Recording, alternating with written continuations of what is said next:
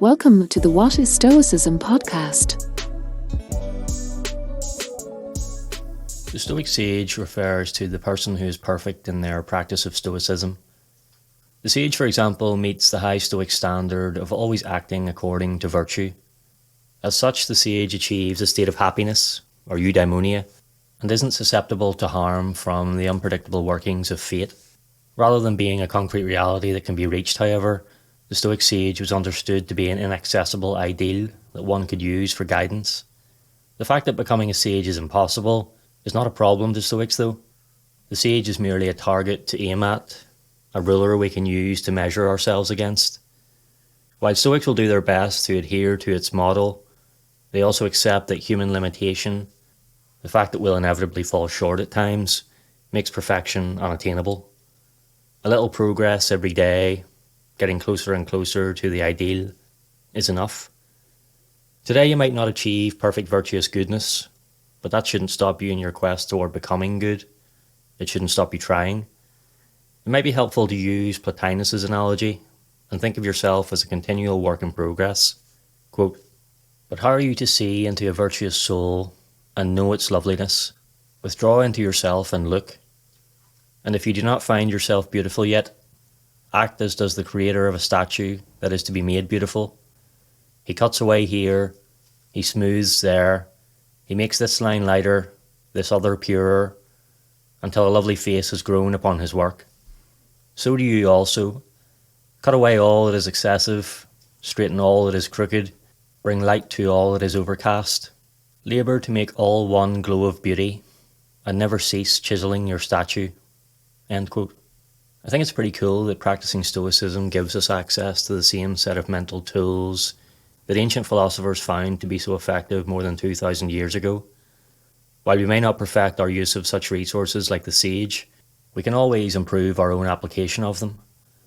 In his book The Philosophy of CBT, Donald Robertson describes this centuries-old set of resources as an extensive armamentarium, or toolbox, of practical exercises for specific therapeutic purposes, including mental imagery, in other words visualization, and verbal cognitive techniques resembling those found in both modern self-help and psychotherapy.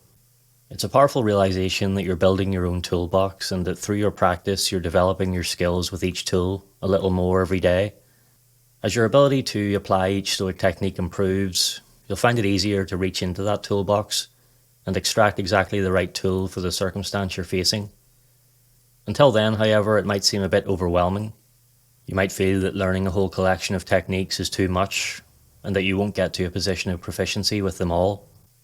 But no aspiring craft worker picks up a toolbox for the first time and attempts to master the whole thing at once. Instead, they pick one tool and focus on it.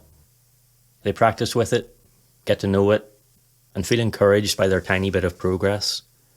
The next day, they might move on to another tool and repeat the process. Through repetition and gradual increases in difficulty, they build confidence and prove to themselves that they're capable of wielding the tools that will enable them to carry out their craft. The object of our craft, of course, is our character. Getting better at applying these tools produces the happy side effect of a more virtuous character and a step forward on the journey toward eudaimonia.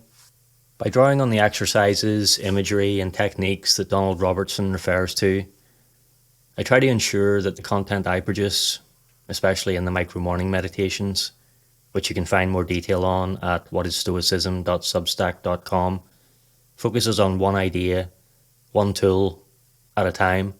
As the Stoic philosopher Seneca wrote in his second letter to Lucilius, one idea a day is enough for an aspiring philosopher to work on.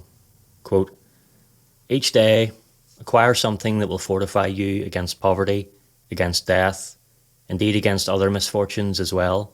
And after you have run over many thoughts, select one to be thoroughly digested that day." End quote. By contemplating that one idea each day, by reminding yourself of it, by journaling about it, by digesting it, and by practicing it, you can build an ever-expanding philosophical toolbox that you can carry with you on each day of the rest of your life.